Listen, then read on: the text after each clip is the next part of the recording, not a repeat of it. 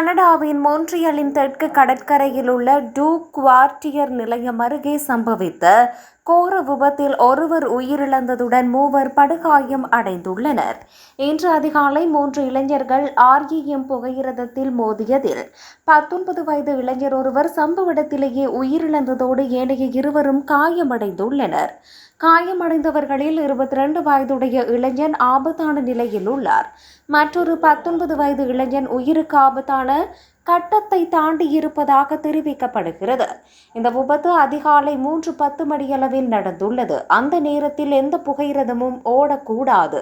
எவ்வாறாயினும் இளைஞர்கள் குழுவினர் அனுமதியின்றி தண்டவாளத்திற்குள் நுழைந்ததாக REM அதிகாரிகள் தெரிவித்துள்ளனர். இதனையடுத்து குறித்த இளைஞர்கள் நெடுஞ்சாலை 10 மற்றும் REM தண்டவாளங்களை கடக்க முயன்றதாக தெரிவிக்கப்படுகிறது. இதன்போது ஒரு தொடருந்து நெருங்கி வந்த நிலையிலும் அவர்கள் தொடர்ந்தும் நடந்து சென்றுள்ளனர். இந்நிலையிலேயே விபத்து ஏற்பட்டுள்ளது. இந்த அவசர கால சூழ்நிலை காரணமாக ஃப்ரோசாட் மற்றும் பனாமா நிலையங்களுக்கு இடையிலான REM சேவை இரு திசைகளிலும் நிறுத்தப்பட்டது. இந்நிலையில் விபத்து தொடர்பில் மாகாண போலீசார் விசாரணை நடத்தி வருகின்றனர்.